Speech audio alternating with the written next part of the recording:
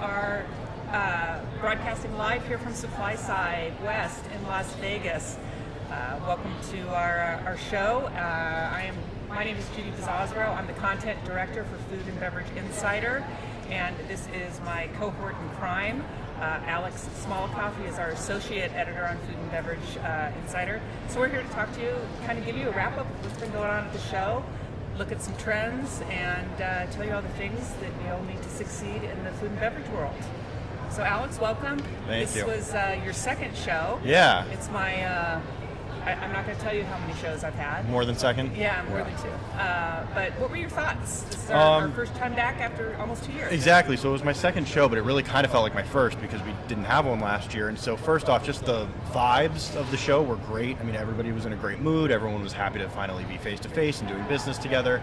And there were a lot of great things to see out on the show floor. And so the first just sort of mega trend, I'd say, and not to plug my own education session from a couple days ago, but plant-based is just obviously huge.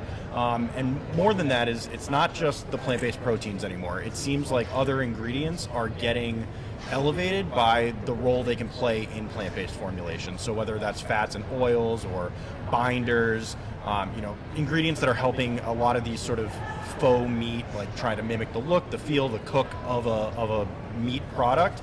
Those ingredients seem to be, really taking off. And so we heard a lot about that at the education session on Tuesday, which was broadcast live. And so hopefully a lot of people were able to check that out online. And if they didn't, they can certainly do so next week on demand. But yeah, plant-based, obviously, I would say is the number one thing I saw both in the education and on the show floor this week. So in terms of plant-based, I mean, we know that that's been growing by leaps and bounds every year due to consumer attitudes toward, ethics and sustainability. It used to just be a plant-based burger, but now we're seeing bars, we're seeing functional beverages. Oh, goodness, candies, everything. Was there anything that stuck out, any particular category that people were talking about? I mean, a lot of meat analogs. Yeah, a lot of meat analogs. I'd say a lot of plant-based like protein shakes and drinks and things of that nature. People who might want that sports nutrition type of beverage but don't want the dairy. So certainly a lot of protein, plant-based proteins in the sports nutrition space as well.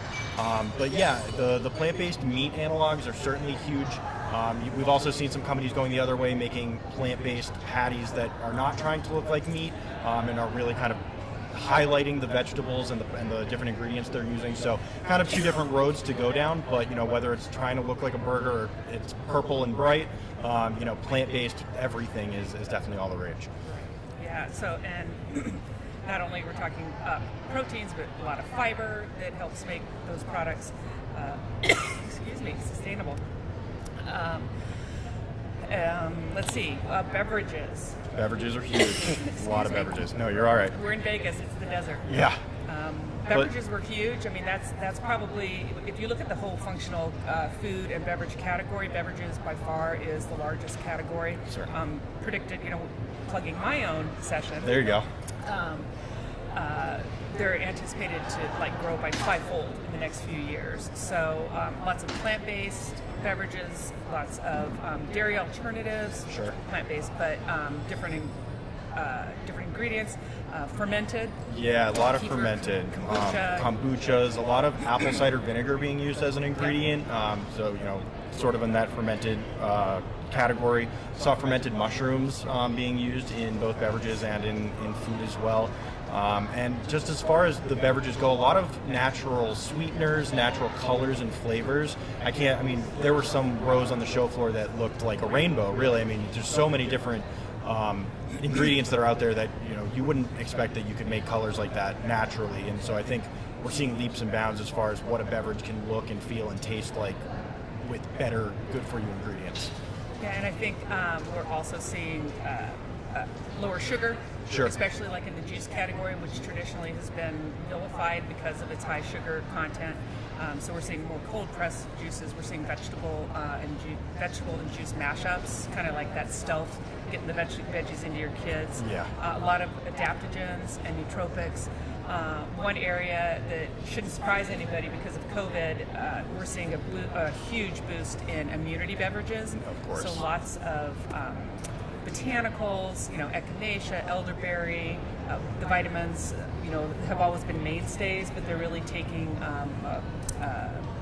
kind of like a superhero status, especially vitamin C, and then of course the minerals, zinc and magnesium.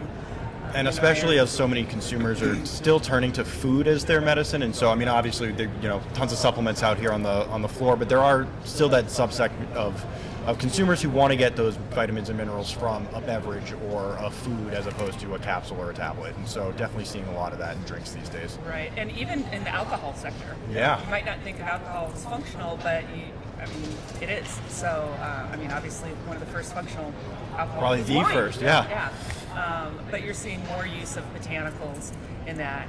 Also, low to no alcohol. Some of us probably imbibed a little bit too much during quarantine, and so you have some companies that are doing fantastic jobs with flavor and mixers and things like that. Definitely. So really a lot of room for beverages. Dairy is coming back. I did see a lot of sort of cleaner dairy, a lot of A2 dairy out there. I think a lot of these ingredient suppliers are understanding that people are avoiding dairy for certain health reasons, and because maybe it doesn't make them feel great or they don't digest it that well. And so the dairy industry is really kind of coming back and saying, well, no, we can make a better product so you don't have to turn off of dairy. And I saw a lot of that out on the floor today. And a lot of probiotics. We're seeing more prebiotics, postbiotics, probiotics in all different types of beverages as well, including a lot for digestive health. Yeah. That's a huge area. So I know we're kind of got a script here, so what's next? Sugar reduction? Yeah, sugar reduction. I'll plug my other education session, which was this morning, which was a sweetener session. And so we're seeing, obviously, sugar kind of remains somewhat vilified at times, but not only am I seeing a lot of the natural sweeteners, the zero-calorie sweeteners, but also some more, I guess, quote-unquote natural ingredients that I think are getting like a new life, agave, honey, things that are not artificial, certainly, but they're not, the allulose, the erythritol, they're ingredients you can just go out and find in nature that I think people are a lot more accepting of than, say, a high fructose corn syrup. And so sugar isn't going away, but I think you're definitely seeing it take some different forms that people are a little bit more comfortable reading on a label. Right, and different forms of, more liquefied sugars that help with not only flavor modulation, but binding and texture. So, yeah, because a lot of the time, you take sugar out of a beverage or a baked good, and it's not just the flavor that you're taking out. It's a lot of different properties that sugar brings. And so you take it out and you end up with 5 new ingredients that you need to kind of make up the one roll of sugar. So definitely, not just the sweetener replacement, but the bulking and the mouthfeel. Or I was speaking to an ice cream company earlier during one of my sessions who said that freeze point is a really big consideration for them. So all sorts of things that you need to consider when you take that sugar out. Yeah, and it seems like there's been a trend, and we're not naming any companies during this, but to replace maltodextrin. Yeah. And that seems to be a trend with this show. And moving on, so real quick, let's talk about CBD. Okay. It's a regulatory kind of little muddy waters. A little bit. Both you and I were at Natural Products Expo East, which is for our finished products, and we saw a ton of CBD launches. And so you're dealing with not only a botanical, but a bitter botanical. Yeah. And so, there's a lot of flavor modulation that goes into that. What are your thoughts? What did you see on the show floor? I would say the number one thing I saw was it seemed like a lot of these CBD suppliers and manufacturers are preparing for what should hopefully be a much less gray area soon. What I heard a lot of was, we need to have the system in place so that we know that we have the product, we know we can scale, we know we're ready to go as soon as that regulatory, uncertainty goes away, because it is going to. I mean, obviously we see CBD products all over the place. People are already making them, and so it just doesn't make sense that would scale back. I think what will end up happening is, regulatorily speaking, it'll be easier for companies to start working in that space, and we're seeing a lot of folks prepare for that so that when it is time to do so, they can go and take off. Right, and that's just to our viewers, be sure and check out Josh Long's video series. He's our regulatory guru, so he will be talking about a lot of this in the future. I could hear Josh talk about CBD all day long. We're kind of wrapping up, so we're here at SupplySide. So let's talk about supply chain. If you don't have an ingredient, you don't have a product. So, really, I think there are three key things to keep in mind if you're entering this industry, or if you're already in the industry and you're ready to scale up, is know who your supplier is, know where that ingredient's coming from. Is it really an organic cocoa that you're getting? Have an agreement for a redundancy or contingency plan in place. I mean, the supply chain is still in flux. COVID, it took a plummet, and then it kind of came back a little bit, and now we're seeing that crunch again all over. So, and then just have a good relationship with your supplier or your farmer if you're sourcing locally. But what did you kind of hear in terms of supply chain? Relationship is probably the number one keyword. Basically, everybody I spoke to said that the only thing that allowed them to continue going without too much of a bump, without too much of a hiccup, and without having to raise prices that are then eventually passed down to their clients or their consumers is relationships. You have to have a great working relationship with your supplier, and it really should be suppliers.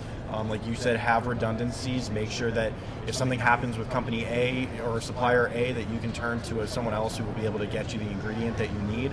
I'm also seeing a little bit of concern, at least as far as future planning.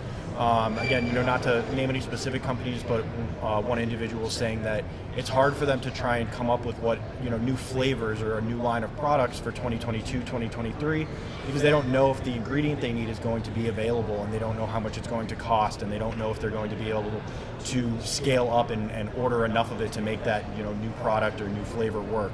And so it's a lot of sort of caution, and I think companies are trying to make sure that they're not putting themselves in danger of running out of an ingredient or running into a problem where everything has to halt because they can't get the stuff that they need. So like you said, I mean, the name of the game here is supply side and supply chain. Everyone I spoke to, you even just say the word supply chain, you kind of get that knowing, like, yeah, everyone's kind of in that same boat. And so it was interesting to see how various brands were trying to deal with that. So, in terms of always kind of having your finger on the pulse, we have SupplySide Network 365. Yes, it's a great app. I used it 100 times a day here. And if you were not able to catch our live streamed sessions, I know that the Plantbased session was on a live stream. I believe there was a contract manufacturing that was live streamed as well, and there were some others. Go download SupplySide Network 365. Those will be available next week. Check them out. They are definitely worth your time. And I'm not just saying that because I was moderating a couple of them, but they're just a wealth of information. And I love the education sessions that we do here. I think it's just a really great supplement to what we're doing here on the floor, so that people can kind of learn about the types of ingredients they're seeing up here. And they can connect with suppliers. They can connect with attendees. They can filter down. For sure, they're like mini networking. It's great. It is always on 365. So with that, I think we're going to wrap. I thank my cohort in crime, Alex. He's done a great job, and we look forward to see you guys next year. On Halloween, no less, next year. Woo. Wait until you see us.